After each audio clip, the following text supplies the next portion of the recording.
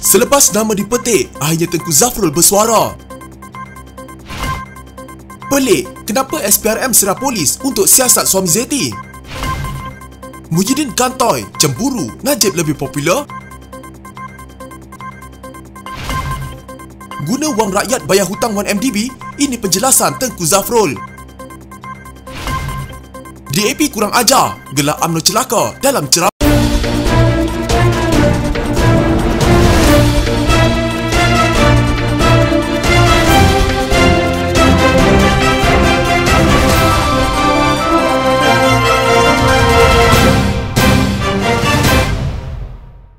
Menteri Keuangan Tengku Zafrul Abdul Aziz berkata beliau tidak pernah menghadiri sebarang mesyuarat Lembaga Pelaburan Terengganu TIA bersama Low Tech Joe atau Jolo dan bekas eksekutif Goldman Sachs. Penafian itu dibuat selepas tim Lesnar, saksi utama dalam perbicaraan kes rasuah bekas jurubank Goldman Sachs Roger Ng berkata beliau dijemput hadir dalam mesyuarat yang turut dihadiri Sultan Terengganu, Sultan Mizan, Zainal Abidin, Jolo dan termasuk Tengku Zafrul. Ketika itu Tengku Zafrul adalah pengarah di Kenanga Investment Bank. Mesyuarat peringkat tinggi mengenai TIA yang kemudiannya menjadi 1MDB itu dikatakan berlaku pada 2009.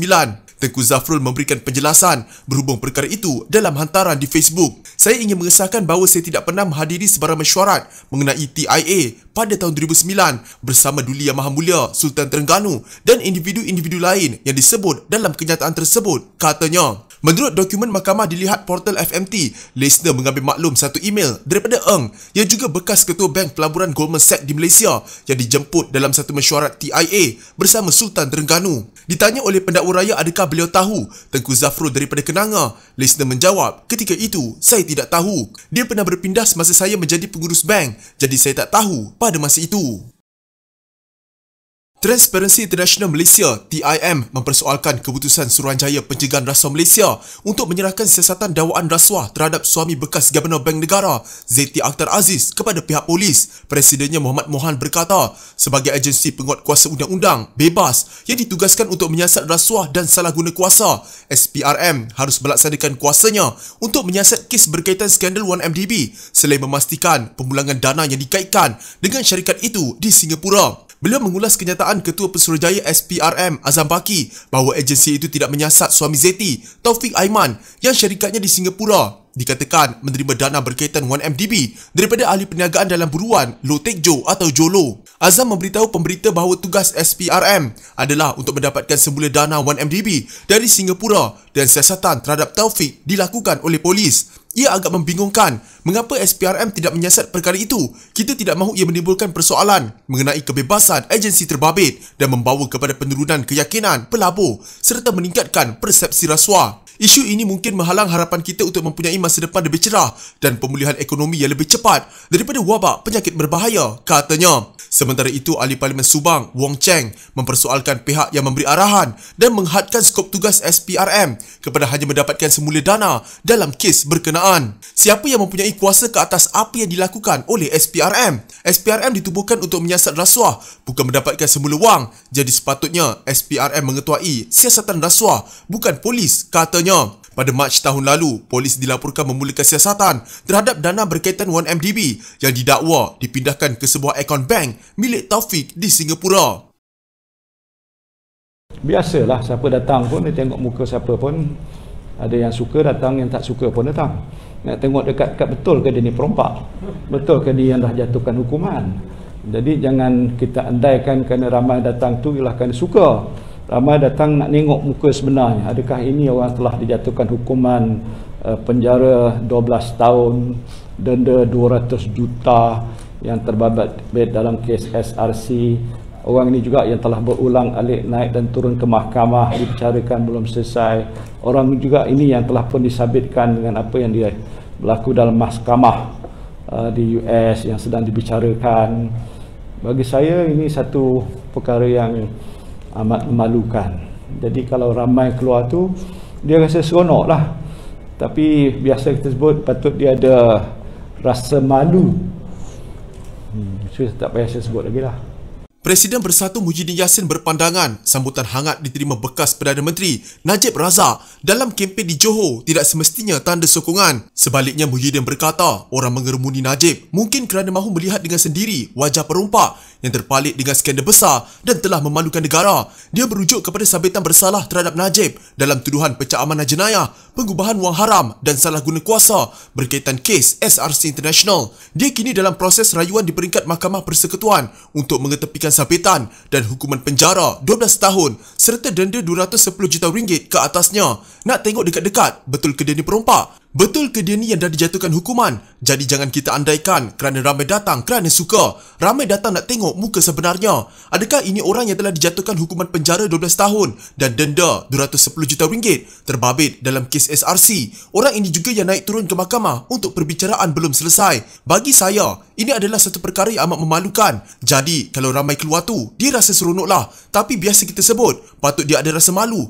Tak payah saya sebut lagi lah, katanya kepada pemberita dalam sidang media di Hotel Impiana selepas majlis ikrar dan tanda tangan calon Perikatan Nasional untuk PRN Johor. Majlis itu menyaksikan kesemua calon Perikatan Nasional untuk PRN Johor melafazkan ikrar dan sumpah anti rasuah sebagai komitmen gabungan itu untuk membentuk pentadbiran berintegriti. Najib turun ke Johor bagi membantu kempen MCA. Berdasarkan gambar-gambar yang dikongsi ke media sosial Najib, dia nampaknya disambut hebat oleh kaum Cina di tempat-tempat yang dikunjunginya dengan banyak penduduk mengambil kesempatan bergambar atau merakam video bersamanya. Namun lawatan itu dikritik sesetengah pihak memandangkan Najib sebelum ini telah disabitkan kesalahan rasuah, salah guna kuasa dan pengubahan wang haram dalam kes SRC dan sedang dalam perbicaraan untuk kes 1MDB. Nama Najib juga disebut dalam keterangan bekas pengerusi Goldman Sachs Group Incorporated Asia Tenggara, tim Lesnar yang menjadi saksi dalam perbicaraan berkaitan 1MDB di Mahkamah Amerika Syarikat. Dalam pada itu, Muhyiddin mengingatkan rakyat Johor untuk menilai nilai baik yang dibawa gabungannya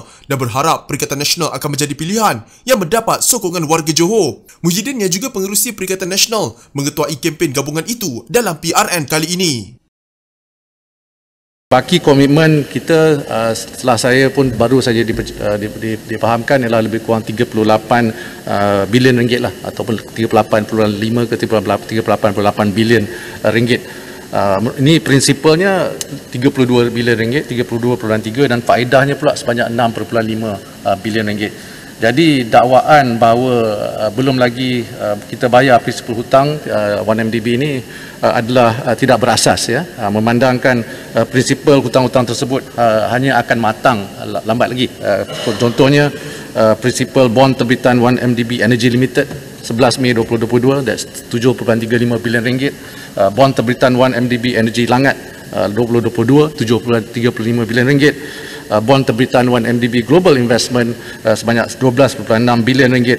Sukuk IMTN terbitan 1MDB 5 bilion ringgit. Jadi 32.3 bilion ringgit ini dia punya tarikh matang antara tahun 2022 hinggalah tahun 2039. Jadi belum lagi lah dibayar. Ini prinsipal, ya. Malaysia masih belum membayar balik jumlah hutang prinsipal 1MDB sebanyak 32.3 bilion ringgit, tetapi negara sedang membuat bayaran faedah hutang tersebut iaitu sebanyak 6.5 bilion ringgit, kata Menteri Keuangan Tengku Zafrul Abdul Aziz di Dewan Rakyat. Beliau berkata demikian ketika menyangkal kenyataan bekas Perdana Menteri Najib Razak bahawa tiada satu sen pun dana awam digunakan di kerajaan untuk membayar balik jumlah pokok hutang 1MDB. Kita sudah mula membayar faedah hutang 1MDB kira-kira 6.5 bilion ringgit dan belum membayar prinsipal kerana prinsipal hutang tersebut akan matang lambat lagi. Prinsipal hutang 1MDB merangkumi bond terbitan 1MDB Energy Limited bernilai 7.35 bilion ringgit, bond terbitan 1MDB Energy Langat Limited bernilai 7.35 bilion ringgit, bond terbitan 1MDB Global Investment Limited sebanyak 12.6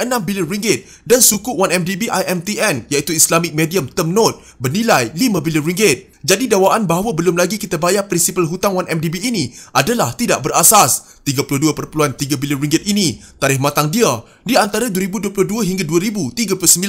Jadi belum lagi lah dibayar. Ini prinsipalnya, tapi kita sudah mula membayar faedahnya, katanya ketika menjawab soalan tambahan Lim Guan Eng, Pakatan Harapan Bagan, pada sesi pertanyaan menteri di Dewan Rakyat. Lim menyoal sama ada benar atau tidak bahawa tiada satu sen pun dibayar ke atas hutang 1MDB seperti yang didakwa Najib. Najib mendakwa dana awam tidak digunakan kerana pelbagai entiti termasuk Goldman Sachs Group Incorporated, firma audit KPMG dan Deloitte, Ambank dan Jabatan Kehakiman Amerika Syarikat telah memulangkan dana 1MDB berjumlah 23 bilion ringgit kepada Malaysia.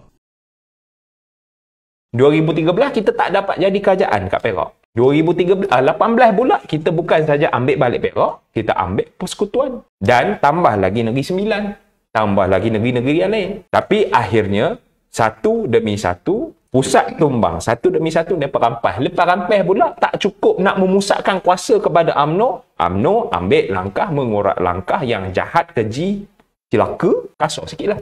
Memang celaka. Ambil balik. Sekarang Johor terpaksa buat ni. Tapi kita nak tahu, bagi saya, Ketua Penerangan Barisan Nasional Syarif Hamdan mendesak Ketua Pemuda DAP Howard Lee memohon maaf kerana menggelar UMNO celaka yang disifatkannya mampu mengguris perasaan pengundi dan orang Melayu. Katanya selaku Ahli Dewan Undangan Negeri Pasir Pinji, disepatutnya sedar Barisan Nasional selaku Kerajaan Perak telah memberikan peruntukan sama rata kepada semua wakil rakyat termasuk pembangkang. Parti yang digelar celaka dan jahat itulah yang melibatkan urus pembangkang untuk bajet negeri Perak, sindirnya. Di peringkat pusat pula katanya, Barisan Nasional juga parti yang berusaha memastikan rang undang-undang anti lompat parti dapat dibentangkan di Dewan Rakyat. Parti yang digelar jahat dan celaka itulah yang melibatkan pembangkang dalam program pemulihan negara. Inikah jenis parti celaka yang disebut? Soalnya, Syahrir mengulas gelaran celaka dinyatakan Lee menerusi ceramah Pakatan Harapan pada 28 Februari lalu yang disiarkan dalam talian di Facebook Johor Kini dan turut menampilkan calon Pakatan Harapan bagi kerusi Dun Permas, Syed Osman, Syed Abdullah. Dalam ceramah itu, Lee mengulas berkaitan peralihan kuasa